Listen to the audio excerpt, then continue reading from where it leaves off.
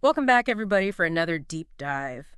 This time, we're tackling something pretty fascinating and mysterious. We're going to be looking at the Shroud of Turin. Oh, yeah. Have you heard of this? Absolutely. The Shroud of Turin. Yeah. So it's this piece of cloth, and some people think it was the actual burial shroud used for Jesus. Yeah. And we've got some source material that really dives into this, looking at how Jesus was prepared for burial and how that connects to the shroud.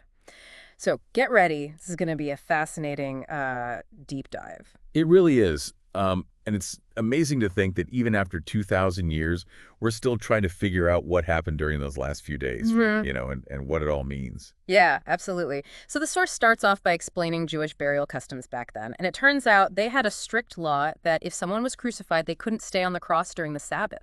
They had to be buried before sunset. I never realized how important and specific those traditions were. Yeah, it's really insightful. It gives you a whole different perspective on what might have happened to Jesus after he died. Like the source points out that the Roman soldiers didn't break Jesus's legs, which was something they usually did. Oh, really? Yeah, because he was already dead. I'd never thought about that before. But it's even more interesting when you realize that it seems to fulfill that prophecy about the Passover lamb's bones not being broken. Right. You know, the one from Exodus and Psalms. Exactly. The source picks up on these little things that connect back to the scriptures and traditions, and it really gives you a fuller picture of what was going on. Makes you think. Then there's this whole thing about using spices in Jewish burials. Apparently, they didn't just use a tiny bit, they used huge amounts of myrrh and incense to get the body ready. Yeah, and the source emphasizes that it wasn't just to cover the smell. It was a really symbolic act of purification and preparing the body for the afterlife. There are historical accounts that say important people were buried with tons of spices, sometimes even over 75 pounds. 75 pounds. That's like burying another person with them. It is. Shows how seriously they took the whole ritual of burial. The source even talks about how carefully they cleaned and arranged everything, even the nails and hair. That part really made me stop and think. Yeah, it's different from how we see things today, isn't it? It shows the deep reverence and respect they had for the dead. They really took care in preparing them for the next world. And it's right in the middle of all these Jewish burial customs that we meet two important figures who helped prepare Jesus' body, Joseph of Arimathea and Nicodemus. And their bravery is pretty incredible, especially considering everything that was going on. Joseph was part of the Sanhedrin, the same council that condemned Jesus.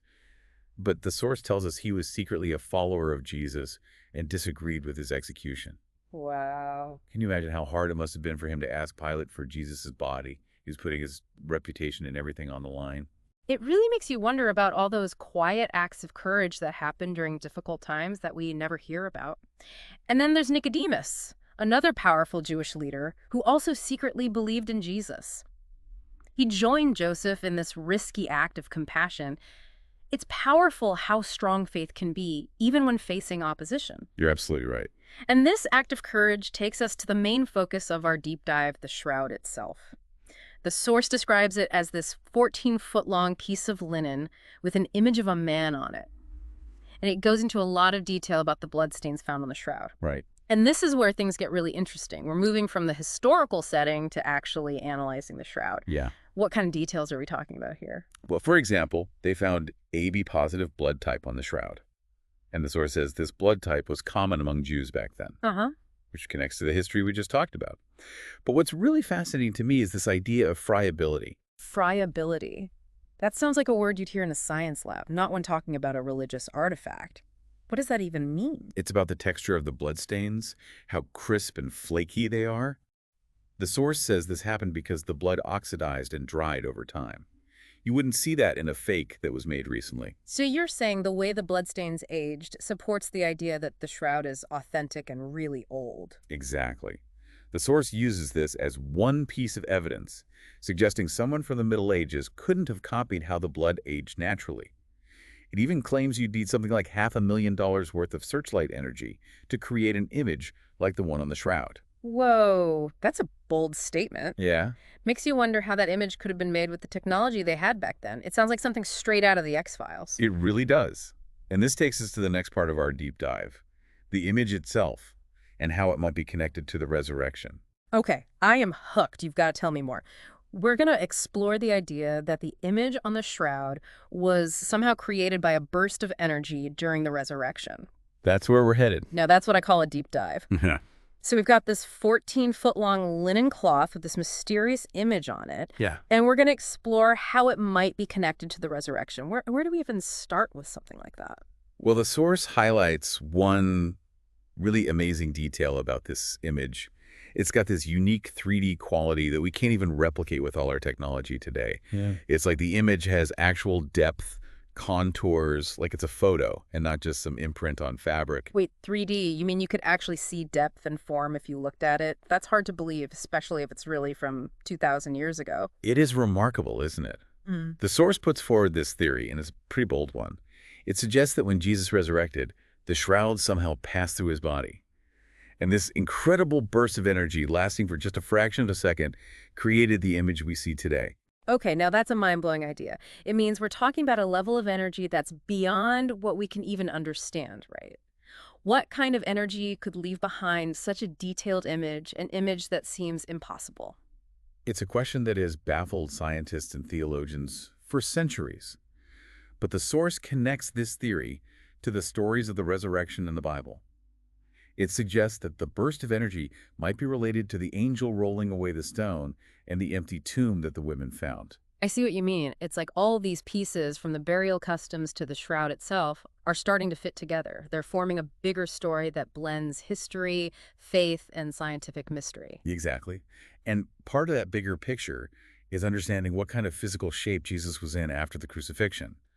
The source lists a bunch of injuries that are visible on the image: swollen cheeks, thorn wounds on his scalp, bruises all over his body. It really brings home the brutality of the crucifixion. You really understand the immense suffering that Jesus went through. It makes those descriptions in the Bible so much more real. It does, doesn't it? The source even gets into specific details, like this theory that Jesus' blood might have stayed red because of a couple of factors. Something called anaphylactic shock and liver failure, which could have released something called bilirubin into his blood. Okay, that's getting a little too technical for me, but I get the main idea. There are scientific reasons for some of the things we see on the shroud that support the idea that it's real. Exactly. And it goes even further. The source mentions that the shroud doesn't show any wounds on Jesus' side, because in the image, he's lying on his back.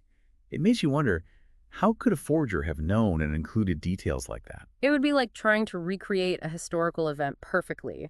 You'd need so much knowledge and information that people probably didn't even have centuries ago. That's the point the source is making.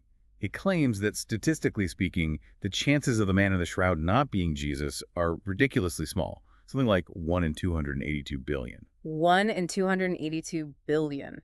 Those are some pretty crazy odds. But I'm sure there are still people who think it's a fake from the Middle Ages, right? Of course, it's good to be skeptical, to look at all sides of the story. But the source argues against that by bringing up the unique 3D quality of the image. Even with all our technology, we can't make something like that. It would be like trying to paint a perfect photorealistic portrait with the most basic tools and paints. You just couldn't do it. Right. And the source goes on to build its case by drawing parallels between the shroud and the Bible. For instance, it compares Jesus to the biblical figure Samson. Samson, the strong guy with the long hair. How are they connected? Well, both Samson and Jesus were betrayed for money. They both had great strength, and they're both linked to pillars. Samson in a literal way, and Jesus metaphorically, through the cross. The source presents these shared things as more than just coincidences. I never thought about those connections before, but it is interesting how different stories can overlap and reveal deeper meanings. And the long hair reminds me of that Nazirite vow in the Book of Judges. Is that what the source is getting at? You got it. The source suggests that these little details are like echoes of prophecies from the Bible woven into the shroud. And it goes even further. It compares the shroud to the story of Elijah's mantle falling off as he went up to heaven. Wait, so now the shroud is being compared to a prophet's clothing. It's like we're uncovering a secret language, a code hidden within this ancient cloth. That's a great way to think about it. And the source decodes those symbols by providing a whole profile of Jesus based on the image. It links specific injuries to verses in the Old Testament. Give me some examples of these injuries and how they connect to the Old Testament. I'm really curious now. Well, the shroud shows damage to the heel, which the source connects to the prophecy in Genesis about the serpent striking the heel of the offspring of the woman.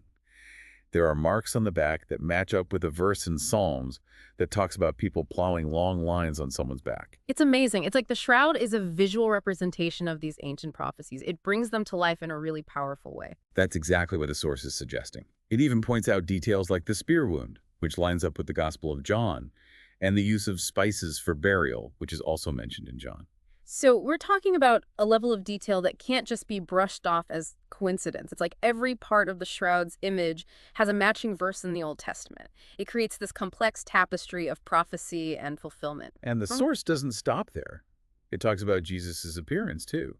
It says that as a Jew from Nazareth, he probably looked a lot like Mizrahi Jews and Palestinians today. So not the blue-eyed, blonde-haired Jesus you often see in Western art. Right. The source challenges those traditional depictions and suggests that they're more about cultural biases than historical accuracy.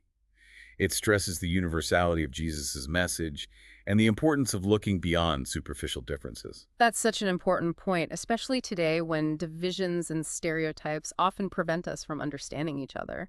Absolutely. At the end of the day, the source reminds us that the shroud, whether it's real or not, shouldn't be worshipped like an idol.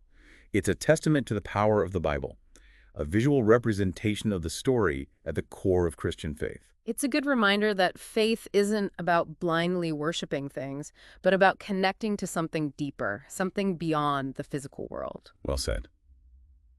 Now let's move on to the final part of our deep dive.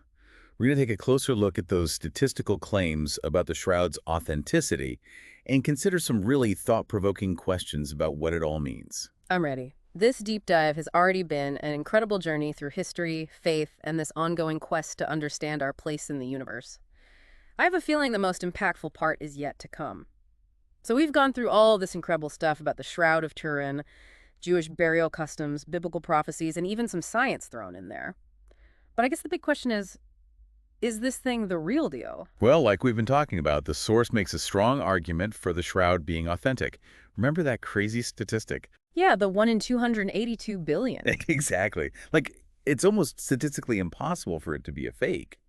But I know some people still think it's a forgery from the Middle Ages. Yeah, what does the source say about that? It tackles those arguments head on. A lot of the doubt comes from those carbon dating tests they did back in the 80s, the ones that pointed to it being from the Middle Ages. But the source says those tests might have been messed up. Maybe they were contaminated by fibers from when they repaired the shroud later on. So they might not have been dating the original cloth.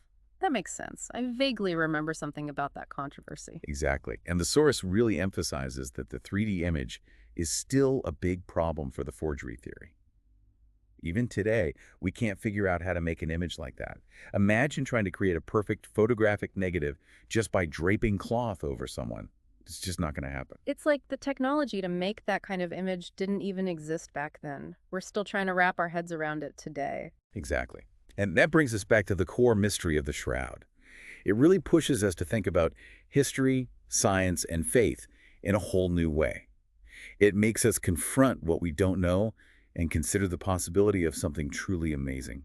After all this, what's the bottom line? What should we be taking away from all this, from this deep dive into the shroud? I think the most important thing to remember is that whether you believe it's the actual burial cloth of Jesus or not, it's a physical link to these pivotal events. It's a visual reminder of the human side of Christianity, Yeah, the suffering, the sacrifice, and the enduring hope for redemption. I totally agree. This deep dive has been more than just looking at an old relic. It's been a journey through history, faith, and this ongoing search to understand our place in the universe. Beautifully said. And as we wrap up this incredible deep dive, I'd like to leave you with a final thought. If the shroud is real, what does that mean for how we see the resurrection and even the nature of existence itself? Wow, that's a question that could keep us all thinking for a lifetime. It reminds us that there are still mysteries in the world that science and logic might never fully explain. And maybe that's the enduring power of the Shroud of Turin. It invites us to explore the unknown, to look at where faith and evidence intersect, and to keep searching for answers to life's biggest questions. And to all of you listening, we encourage you to dive deeper into the story of the shroud, look at the evidence, and draw your own conclusions. This deep dive has only scratched the surface of a truly fascinating and complex mystery. Thanks for joining us, and we'll see you next time.